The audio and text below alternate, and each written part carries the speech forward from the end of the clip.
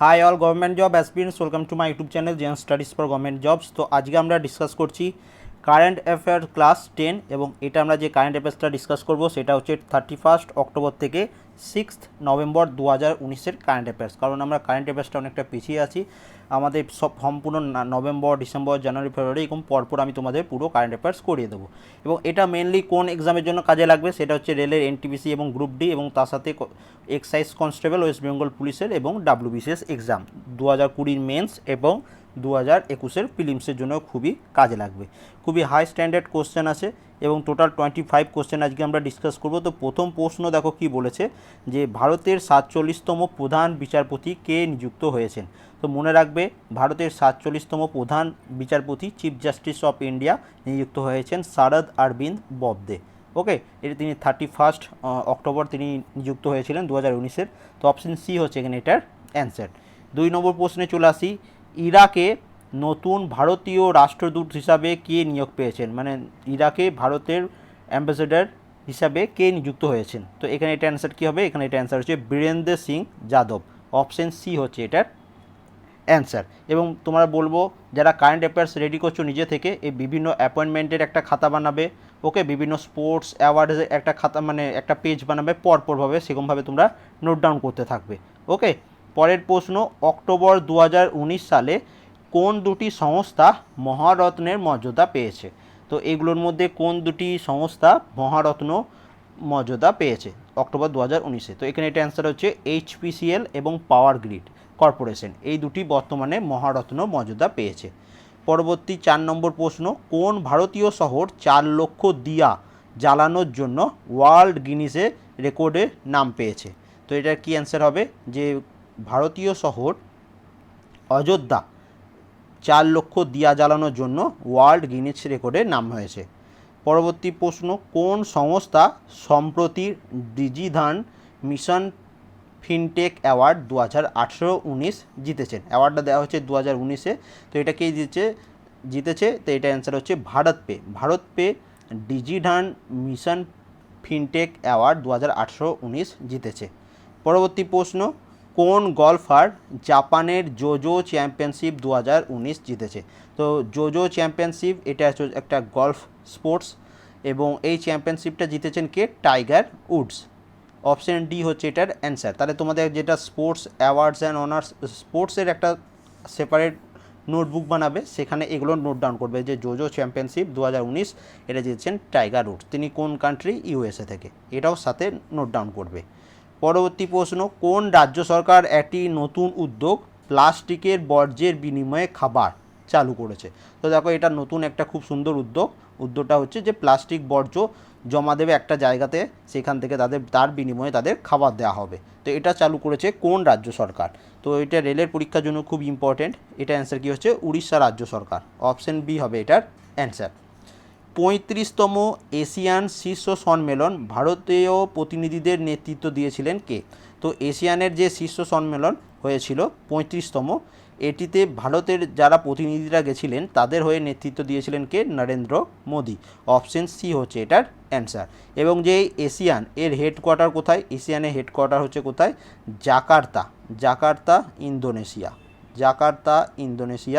এটা হচ্ছে এর হেডকোয়ার্টার, এটাও মনে রাখবে।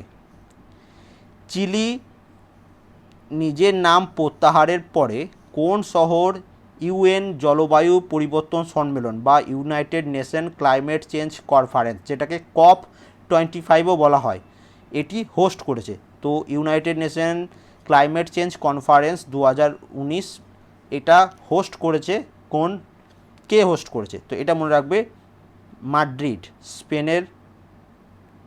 স্পেনের মাদ্রিদ শহর এটি হোস্ট করেছে, এটা মনে রেখো। পরবর্তী, এবং 2020-তে কোথায় হবে, 2020-তে এটা 2019-এই লাস্ট হয়েছে, 2020 এখনও ঘোষণা করা হয়নি। ওকে, পরবর্তী প্রশ্ন, সস্তারাম অ্যাওয়ার্ড 2019 জিতেছেন কোন জনহিতৈষী সমাজকর্মী। আরেকবার বলছি, সস্তারাম অ্যাওয়ার্ড 2019 এটা জিতেছেন কোন জনহিতৈষী সমাজকর্মী। তো এখানে এটা অ্যান্সার কী হচ্ছে, এখানে এটা অ্যান্সার হচ্ছে KP নন্দকুমার, তিনি সস্তারাম অ্যাওয়ার্ড 2019 এই অ্যাওয়ার্ডটি পেয়েছেন। তাহলে এটা দেখো, এটা আলাদা একটা নতুন অ্যাওয়ার্ডস অ্যান্ড অনার তোমরা পেলে, এটা তোমাদের নোট ডাউন করতে হবে। এবার দেখো, এটাও দেখো নতুন একটা অ্যাওয়ার্ড, কি বলেছে, কোন ভারতীয় বালিশিল্পী বলতে তাদের বলা হচ্ছে স্যান্ড আর্টিস্ট, ইতালির গোল্ডেন স্যান্ড আর্ট অ্যাওয়ার্ড 2019 পেয়েছেন বা 19 জিতেছেন। তো এটা কে পেয়েছেন, খুব ভালো একটা পুরস্কার পেয়েছেন তিনি। তো এটা অ্যান্সার কী হচ্ছে, সুদর্শন পটনায়ক। তিনি একজন স্যান্ড আর্টিস্ট, যিনি ইতালির গোল্ডেন স্যান্ড আর্ট অ্যাওয়ার্ড 2019 জিতেছেন। তো অপশান সি হচ্ছে এখানে এটার অ্যান্সার। 12 নম্বর দেখো, এটা হচ্ছে সামরিক মহড়া। তো ইন্দো ফরাসি মহড়া শক্তি 2019 কোন অঞ্চলে অনুষ্ঠিত হয়েছে। তো এইটা তোমরা সবার আগে মনে রাখতে হবে, এটা হয়েছে কোন স্টেট যদি আসে তাহলে রাজস্থান।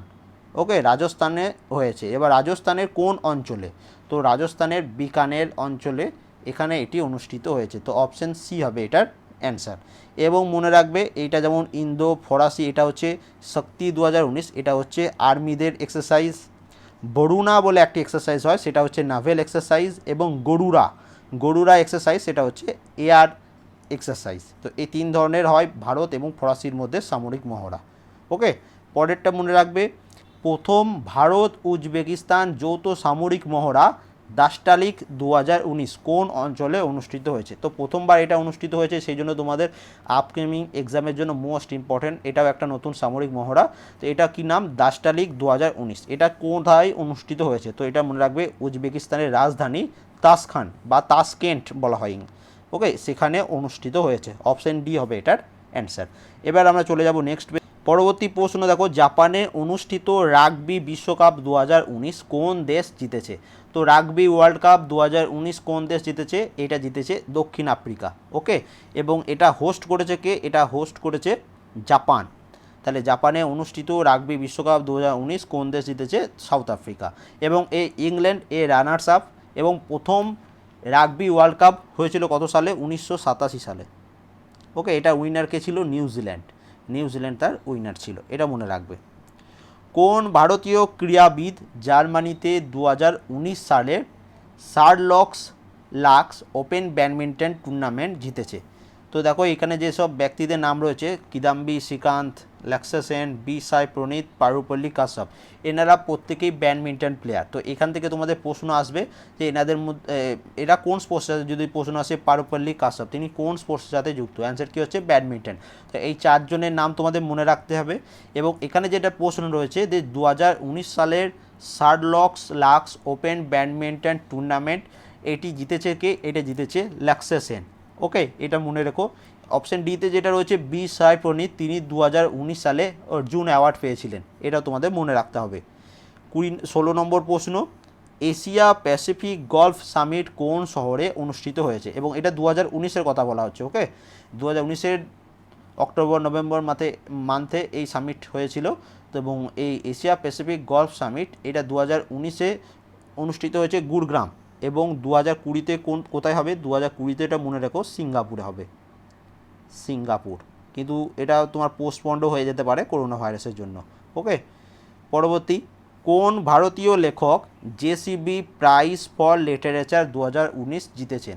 কোন ভারতীয় লেখক জেসিবি প্রাইজ ফর লিটারেচার 2019 জিতেছেন। তো এটার অ্যান্সার কী হচ্ছে, এটার অ্যান্সার হচ্ছে মাধুরী বিজয়। তিনি 2019 সালের JCB prize for literature award জিতেছেন। এবং একটা কথা মনে রাখবে, এই যে অ্যাওয়ার্ডস অ্যান্ড অনার্সে করছি, এই 2019, 2020, 2020-তে যেগুলো হয়নি, 2019-এ যেটা লাস্ট হয়েছে সেটাই কিন্তু আমি করাচ্ছি, ঠিক আছে, লেটেস্ট আপডেট। এটা যদি তোমার 2020-তে অ্যাওয়ার্ড দেওয়া হতো তাহলে আমি 2020-টাই করাতাম, 2019-এই লাস্ট দেওয়া হয়েছে, সেই জন্য আমি 2019 পর্যন্ত করছি। তো এগুলো তোমাদের কিন্তু মনে রাখতে হবে। পরবর্তী প্রশ্ন, আন্ডার 23 ওয়ার্ল্ড রেসলিং চ্যাম্পিয়নশিপে, মানে ওয়ার্ল্ড রেসলিং চ্যাম্পিয়নশিপে 23 বছরের নিচে কোন বিভাগে ভারতীয় দ্বিতীয় রৌপ্য জিতেছেন পূজা গেহলট। তো পূজা গেহলট, সেটা তিনি সবার প্রথম তোমরা মনে রাখবে, তিনি রেসলিং স্পোর্টসের সাথে যুক্ত। ওকে, এবং তিনি কোন বিভাগে তিনি সিলভার মেডেল পেয়েছেন। তো তিনি পেয়েছেন সিলভার মেডেল, সেটা হচ্ছে 53 কেজি ক্যাটাগরিতে। অপশন বি হচ্ছে এটার অ্যান্সার। সিঙ্গেল ডকুমেন্টারি ক্যাটাগরিতে কোন ভারতীয় ফুটবল লিগের ডকুমেন্টারি বাফটা স্কটল্যান্ড পুরস্কার 2019 জিতেছে? তো এটা দেখো ইন্টারন্যাশনাল অ্যাওয়ার্ডস অ্যান্ড অনার্স হয়ে যাচ্ছে। তো আরেকবার বলে দিই, সিঙ্গেল ডকুমেন্টারি ক্যাটাগরিতে কোন ভারতীয় ফুটবল লিগের ডকুমেন্টারি বাফটা স্কটল্যান্ড পুরস্কার 2019 জিতেছে? তো এখানে এটা অ্যান্সার কী হচ্ছে? এখানে এটা অ্যান্সার হচ্ছে রিয়েল কাশ্মীর। অপশন সি হচ্ছে এটার অ্যান্সার। 20 নম্বর প্রশ্ন, 27তম এজুথাচান পুরস্কারম 2019 কে পেয়েছেন? 27তম এজুথাচান পুরস্কারম 2019 কে পেয়েছেন? এটাও একটা অ্যাওয়ার্ডস অ্যান্ড অনার্স। তো এখানে এটা অ্যান্সার কী হচ্ছে? আনন্দ, তিনি এই অ্যাওয়ার্ডটি পেয়েছেন। অপশন বি হচ্ছে এটার অ্যান্সার। ন্যাশনাল ট্রাইবাল ফেস্টিভ্যাল 2019 কোন শহরে অনুষ্ঠিত হয়েছে? ন্যাশনাল ট্রাইবাল ফেস্টিভ্যাল 2019 কোন শহরে অনুষ্ঠিত হয়েছে? তো এটা অ্যান্সার কী হবে? এটার অ্যান্সার হচ্ছে নিউ দিল্লিতে। অপশন ডি হচ্ছে এটার অ্যান্সার। দেওধর ট্রফি 2019 কোন দল জিতেছে? তো দেওধর ট্রফি 2019 এটি কোন দল জিতেছে? এটা জিতেছে ইন্ডিয়া বি। ইন্ডিয়া বি এই দলটি দেওধর ট্রফি 2019 জিতেছে। পরবর্তী প্রশ্ন, ওয়ার্ল্ড সুনামি অ্যাওয়ারনেস ডে কোন দিন পালন করা হয়? ওয়ার্ল্ড সুনামি অ্যাওয়ারনেস ডে এটি কোন দিন পালন করা হয়? তো মনে রাখবে প্রত্যেক বছর 5 নভেম্বর এটি পালন করা হয়। অপশন এ হচ্ছে এটার অ্যান্সার। 24 নম্বর প্রশ্ন, কোন মন্ত্রণালয় 5th edition of wasteland Atlas 2019 প্রকাশিত করেছে? কোন ভারতীয় মন্ত্রণালয় 5th এডিশন মানে পঞ্চম এডিশন এটা ওয়েস্টল্যান্ড অ্যাটলাস 2019 প্রকাশিত করেছে? তো এটা কে প্রকাশ করে? এটা প্রকাশ করে ministry of rural development. Option A হবে এখানে এটার অ্যান্সার। এবং আজকের লাস্ট প্রশ্ন কি? সারা ডামানজানোভিক, যিনি মিস এশিয়া গ্লোবাল টাইটেল 2019 জিতেছেন, তিনি কোন দেশের? তো সারা ডামানজানোভিক, যিনি মিস এশিয়া গ্লোবাল টাইটেল 2019 জিতেছেন, তিনি কোন দেশের? তো তিনি মনে রাখবে তিনি হচ্ছেন সার্বিয়া দেশের। অপশন সি হচ্ছে এটার অ্যান্সার। তাহলে আজকের টোটাল 25 কোশ্চেন কোন তারিখে? 31 অক্টোবর থেকে 6 নভেম্বর। এবং এটা হচ্ছে আমাদের কারেন্ট অ্যাফেয়ার্সের ক্লাস 10। ভিডিও ডিসক্রিপশনে তোমরা আগের ক্লাসগুলোর প্লেলিস্ট পেয়ে যাবে, তো অবশ্যই দেখে নেবে। ভিডিওটি ভালো লেগে থাকলে প্রত্যেকে অবশ্যই একটা করে লাইক করবে, কেমন লাগলো অবশ্যই কমেন্ট করে জানাবে। এবং আপকামিং এক্সামের জন্য এই প্রশ্নগুলো খুব ইম্পর্টেন্ট। যদি চ্যানেলে কেউ নতুন হয়ে থাকো, ভিডিওটি ভালো লাগলে অবশ্যই চ্যানেলটা সাবস্ক্রাইব করে নেবে এবং অবশ্যই বন্ধুদের সাথে ভিডিওটি শেয়ার করবে। And thank you for watching.